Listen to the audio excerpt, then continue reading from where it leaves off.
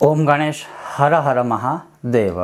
હવે આ 15 જૂને સોમવતી અમાસ છે, એટલે કે સોમવારી અમાસ છે અને સોમવતી અમાસનું મહત્ત્વ આપ સૌ જાણીએ જ છે। છતાં પણ શાસ્ત્ર પ્રમાણે એનો એક સાર કહું કે આ દિવસનું મહત્ત્વ વિશેષ રૂપે શું છે ને આપણે આ દિવસે શું શું ઉપાયો કરી શકીએ સામાન્ય સ્વરૂપે, તો એનો સત્સંગ આજે કરાવીશ।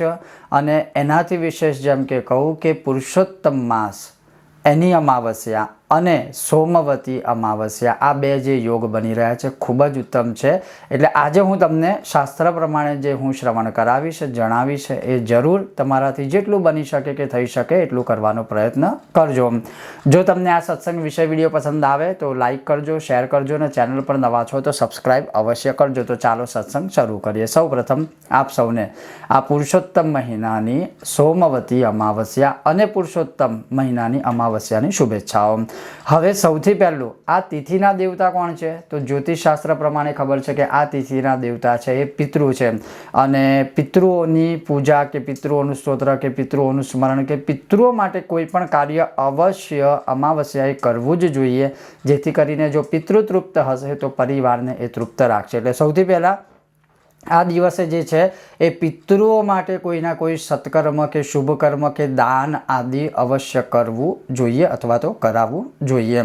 હવે આ દિવસે હવે આમ તો માંગલિક શ્રાદ્ધ ન થઈ શકે, પણ આ દિવસે તમે પિતૃઓનું સામાન્ય સ્વરૂપે તર્પણ કરી શકો છો।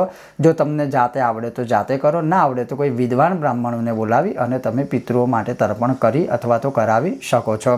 એના પછી પોતાના પિતૃઓ માટે છે એ આપણે પીપળાના મૂળમાં જે છે, પીપળાજીના વૃક્ષમાં જે મૂળમાં છે એ જળ ચડાવવું, પછી પિતૃ સ્તોત્રનો કે પિતૃ સ્તોત્રનો પાઠ કરવો કે પિતૃ મંત્રના જાપ કરવા, અને પિતૃ સ્તોત્ર વિશે ઓલરેડી વિડીયો મૂક્યો છે, એ જરૂરથી તમે જોજો। તો પહેલો ઉપાય છે પોતાના પિતૃઓ માટે।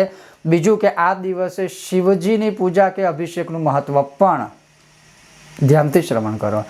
આ દિવસે ખાલી શિવજી નહીં, શિવ અને શક્તિ બંનેની પૂજાનું સંધિ, એટલે શિવ અને શક્તિ જે છે એ બંનેની પૂજાનું મહત્વ છે। એટલે આ દિવસે શિવજી ઉપર, શક્તિ એટલે માતાજી ઉપર શિવલિંગ અથવા શ્રીયંત્ર બંને સાથે તમે જે છે એનો અભિષેક કરો અને શિવજી ઉપર અલગ અલગ ફળોના રસથી તમે અભિષેક કરો। શિવજી ઉપર તમે કાચું જે દૂધ હોય છે એ દૂધનો અભિષેક કરો, ગંગાજળનો અભિષેક કરો અને જે અભિષેક શિવજી ઉપર કરો છો એ જ અભિષેક તમે શ્રીયંત્ર એટલે માતાજી ઉપર કરો। પછી ભગવાનને સરસ મજાનું જે છે એ શૃંગાર આદિ કરો, તિલક લગાવો, ભસ્મ લગાવો। આ જે વિશેષ પ્રયોગો છે કે વિશેષ પૂજામાં આપણે દર વખત કરીએ છીએ એ કરવું જોઈએ। બીજા નંબરમાં કે જે પરિણીત સ્ત્રીઓ છે એ પોતાના સૌભાગ્યની વૃદ્ધિ માટે જરૂરથી પીપળાની પ્રદક્ષિણા કરે, યથાશક્તિ 1, 3, 5, 7 કે 108 સુધી કરી શકો છો। બીજા નંબરમાં કે પીપળાની અંદર જે બધા દેવી દેવતાઓનો નિવાસ છે અને ખાસ કરીને અશ્વત્થો મૂળ રૂપાય કે જે પીપળાજીનું વૃક્ષ છે એના મૂળમાં બધું જ નિવાસ કરે છે, દેવી દેવતાઓથી માંડીને બધું જ નિવાસ કરે છે। એટલે પોતાના આયુષ્ય, પોતાના આરોગ્ય અને પોતાના સૌભાગ્યની વૃદ્ધિ માટે એ દિવસે જેટલું બને એટલું પીપળાજીની સેવા કરવી જોઈએ। હું આવનારા વિષયના વિડીયોમાં પીપળાજીનું અને અમાવસ્યાનું સ્પેશિયલ જે વ્રત છે એનું સત્સંગ કરીશ, પણ અત્યારે આ બેઝિક તમને કહું છું।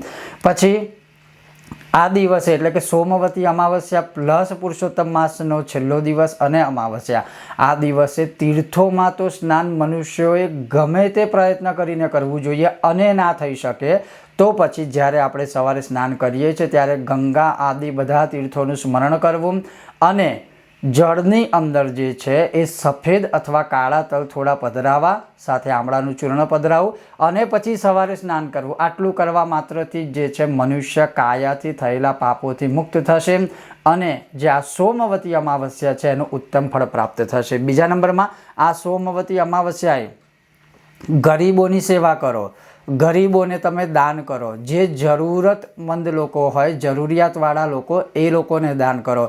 તમારા ગોર બાપાને જે છે એ કાચું સીધું દાન કરો। એટલે કહેવાનો અર્થ એટલો છે કે આ સોમવતી અમાવસ્યાએ તમે જેટલું પણ દાન પુણ્ય ધર્મ થઈ શકે એટલું કરશો તો એ વધુ ફળ આપશે। સોમવતી અમાવસ્યા તો માનો કે વર્ષમાં ક્યારેક આવતી જ હોય છે, પણ પુરુષોત્તમ મહિનાની સાથે સોમવતી અમાવસ્યા બહુ રેર આવતી હોય છે, એટલે એનો અવશ્ય લાભ લેવો જોઈએ। તો આ રીતે આ અમુક જે છે સામાન્ય રૂપે આ સોમવતી અમાસ 15 જૂનના ઉપાયો હું ખૂબ જ જલ્દી અશ્વત્થ સોમવતી અમાવસ્યાનું વ્રત મૂકીશ, જે એક દિન માટે હોય છે, એક દિવસ માટે હોય છે, અને એમાં પણ હું તમને શાસ્ત્રોના પ્રમાણ સાથે કહીશ. તો જરૂરથી એના માટે તમે ચેનલને સબસ્ક્રાઈબ કરો. વિડીયો તમને પસંદ આવ્યો હોય તો લાઈક અને શેર અવશ્ય કરજો. ઓમ ગણેશ, હર હર મહાદેવ, જય સિયારામ, શ્રી પુરુષોત્તમ ભગવાનની જય.